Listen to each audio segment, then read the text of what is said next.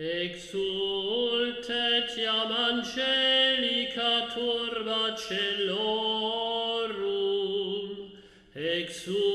En aquel tiempo dijo Jesús al gentío: yo soy el pan de vida. El que viene a mí no tendrá hambre, y el que cree en mí no tendrá sed jamás. Pero como os he dicho, me habéis visto y no creéis.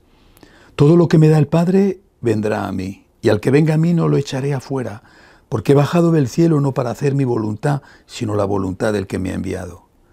Esta es la voluntad del que me ha enviado, que no pierda nada de lo que me dio, sino que lo resucite en el último día. Esta es la voluntad de mi Padre, que todo el que ve al Hijo y cree en Él tenga vida eterna, y yo lo resucitaré en el último día. Palabra del Señor. Primera cosa que se pone de manifiesto en este fragmento del Evangelio de San Juan es que Jesús está presentándose ante sus seguidores, ante sus discípulos y por tanto también ante nosotros como aquel que es el Dios que da la vida. Soy el pan de vida, yo soy, significa Él es Dios. Es el término que se usaba para representar a Dios en el Antiguo Testamento después de la aparición que tuvo Moisés en el desierto con la zarza que ardía sin consumirse.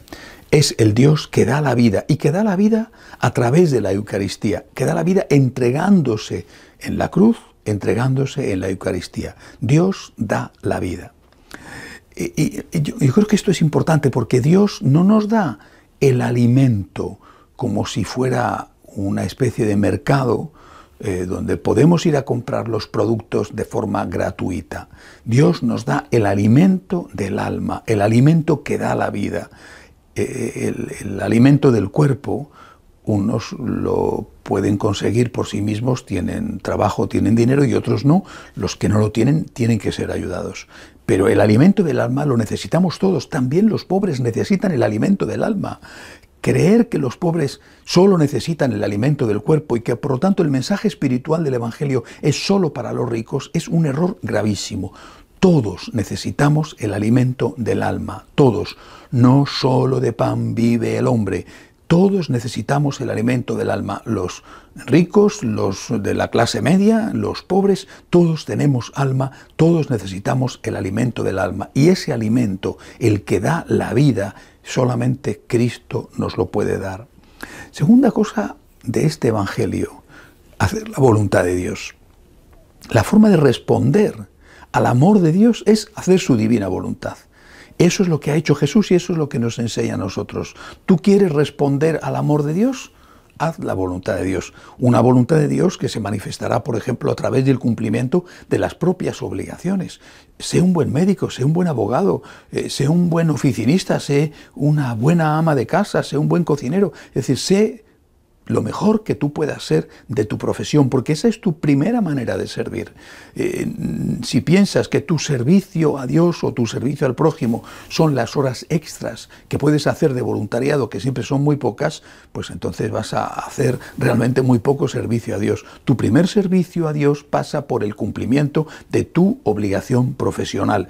Ahí es donde tienes que empezar por servir a Dios. Esa es la primera voluntad de Dios para ti, tu trabajo, tu familia.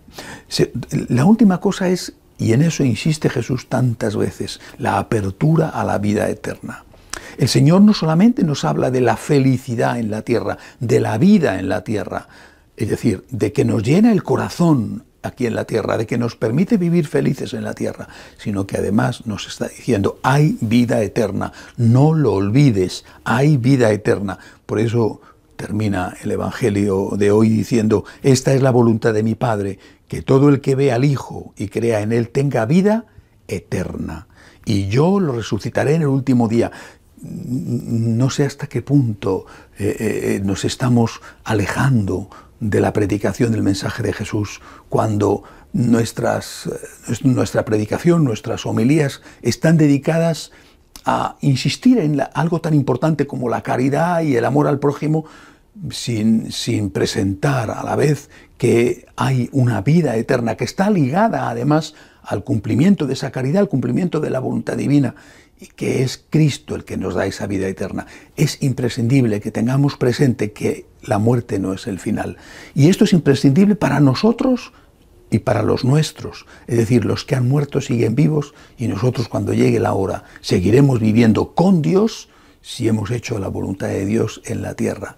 Si nosotros somos capaces de ser conscientes de que Dios es el que nos da la vida aquí en la tierra, la felicidad de vivir haciendo su voluntad, también seremos conscientes de que ese Dios es el que nos abre las puertas del cielo. Tengamos, por lo tanto, siempre esperanza. De pie, por favor.